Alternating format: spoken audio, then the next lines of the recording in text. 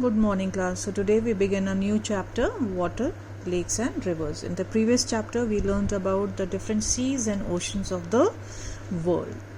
And now when we were talking about the seas and oceans, they were all that differentiates them from lakes and rivers is that the water contained in seas and oceans is saline.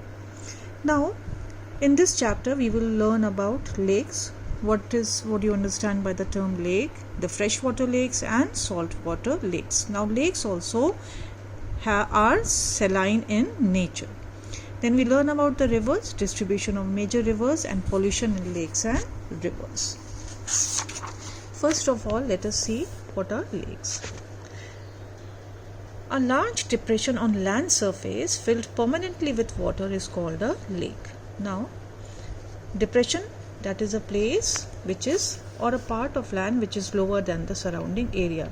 Now you must have noticed during the monsoons that where there are potholes on the road or nearby, what happens? The water gets filled in there. Now the only difference between those puddles and lakes is that in lakes the water is permanently there. Evaporation does take place, but then at the same time either the source, the water is coming from underground or it is being fed by rivers which flow into it. Now a lake either is filled with fresh water or with salt water. So underline this, a lake. These are comparatively smaller water bodies than the oceans and the seas. Underline smaller water bodies and are surrounded by land from all their sides. So in oceans, what did we see? That they do not have any kind of landmass surrounding them. Seas, one part or even two parts might be surrounded by sea, or they are bigger lakes. Some seas that we learned about, they are also called inland. They are all the biggest lakes of the world. Though they are inland seas, they are also called biggest lakes of the world. Now some large lakes with salt water are even termed as inland seas. This we learnt about in the previous chapter. Now there are many types of lakes based on their formation as to how they are formed. Now lakes can be formed by tectonic movements.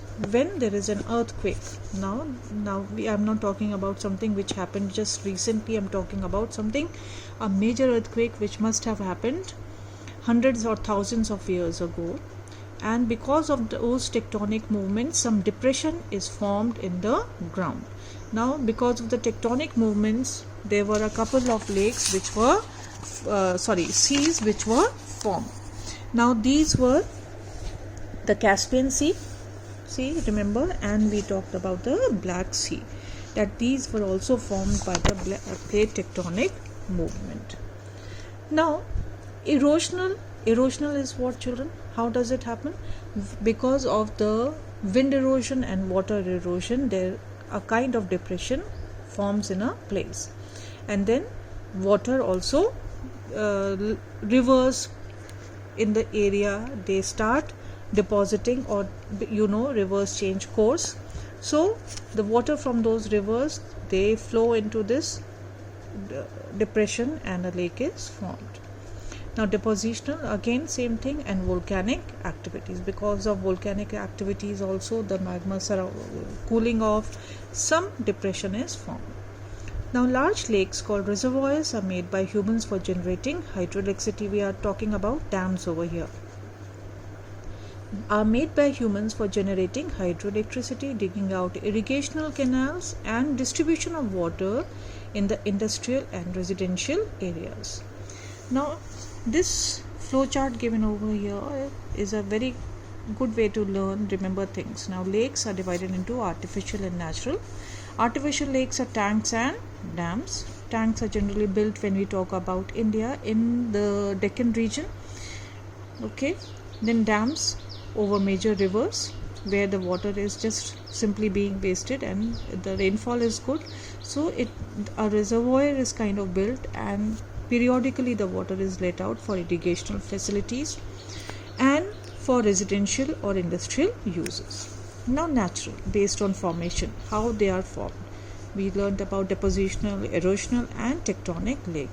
based on composition, whether they are freshwater lake or saltwater lake. Now a lake which will not have any outflow of water will definitely be a saltwater lake, because the minerals will keep depositing over there. Now let us see first the freshwater lakes. The freshwater lakes are filled with fresh water and can be used for consumption, irrigation, industrial processing and hydropower generation. Most of all, children, when we talk about freshwater or saltwater lakes, we talk about the first priority is for consumption for human beings and their animals, or for husbandry. Generally, the water of these lakes is snow melted or rain fed. Okay, so this is not depositional, where the rivers are not bringing the water into the lake, because when rivers bring water into the lake, so a lot of minerals also get deposited in the depression.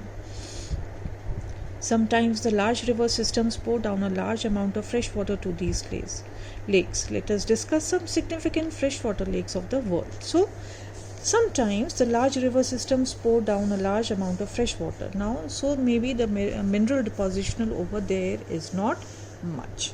So please underline all this. Now, first of all, the first freshwater lake we study about is Lake Baikal. It is located in the eastern part of Siberia. Underline, is the deepest lake of the world with the depth of 1632 meters. Underline, it is said to be the oldest formed lake in the world, which was formed during the plate tectonic movements. Now, this is talking about 20 to 25 million years ago. Underline, River Angara, a tributary of River Yenisei, along with many other streams, flow into it. So, over here they have given a map also of the Lake Baikal. You see Russia over here. Now, underline, Lake Baikal is surrounded by Baikal mountain range from one side and Russian Taiga from the other. There are almost 27 islands in this lake. It has unique flora and fauna which make Lake Baikal beautiful. Now, during winter, most part of it becomes frozen. Why it becomes frozen, children? Because if we are talking about Russia and we are talking about Baikal, then we are talking about the northern hemisphere, and we are very close to the North Pole. Now we learnt about it says over here 27 islands. Now when we learnt about Aral Sea, it has 1000 islands in that. Now the next lake that we study about is Lake Onega. It's situated in northwest of Europe, underline, in the Russian territory. It is the largest lake of Europe and formed by the tectonic movement initially. So in the beginning, it was formed by the tectonic movement. Then the snow melted waters from the glaciers fill this lake. Underline that. Now from November to April, most parts of the lake remain frozen. It spreads over an area of 9,720 square kilometer, which is quite huge. Many rivers drain into this lake. Underline, some are Shua, Suna, Andoma, Vaitegra and Megra. Underline, the lake is connected with river Volga, Baltic Canal to the Volga basin. See over here they have shown Lake Onega, and this is the canal. Now the two canals are vital in the transportation of goods from Finland, Sweden, Germany and Denmark to the interior parts of Europe. So there are two canals over here. These red lines are the canals which are very important. See, they are joining Sweden, Finland to the internal part of Europe over here. Now, inland fishing is an important activity carried out in this lake. So,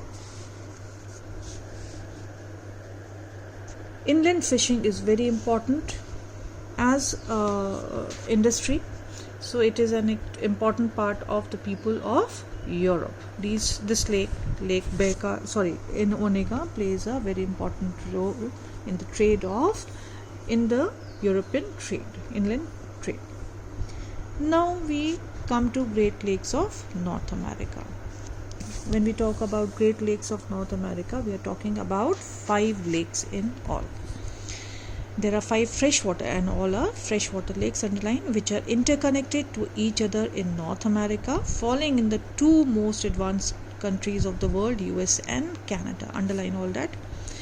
These are formed with the end of the Ice Age, when the Ice Age ended and the ice or snow began to melt. Underline the 5 lakes are Superior, the largest freshwater lake in the world, Michigan, Huron, Erie and Ontario. Lake Michigan is the single largest lake within any one country in the world. Now why? Because it is in US only. It does not share, it does not go or stretches to Canada. The other 4 lakes are shared by US and Canada. The central location of this chain of lakes proves economically very important. How? They provide very useful inland navigation for both US and Canada. Why, children? Let us quickly look at the map over here. Can you see? All the lakes are interconnected. So very good for inland navigation. Now, the central location of this, the rich softwood vegetation and fertile soil around this lake region has become the key source of development for both these countries. The soil is fertile. Now, lumbering and agriculture have become the prime activity. Lumbering is, children, when you grow trees for commercial use. When they reach a certain height or maturity, then they are cut down into lumbers and floated. Now, what happens? Lumber, when there is a strong river system in the region, then the lumber is floated down from a higher gradient to a lower gradient. Now, moreover, the surrounding areas are rich with the deposits of iron ore, coal and other metallic minerals, which have become good reasons for the growth of industries and metropolitan urbanized settlement. So because it is an industrial area, therefore the density of population is very high here, with the famous cities like Detroit, Chicago and Toronto. Detroit is known for its car manufacturing. Toronto is the biggest city of Canada. Now, children, whatever we have done in today's class, I want you to read it again carefully, underline each and everything, and if you will read it 2 or 3 times, in case something is not understood, please underline it and we'll discuss it when the school reopens. So all this is very important. Once you have the map in your mind, just take a picture, try and remember the maps over there, and you will be able to explain things easily. Thank you.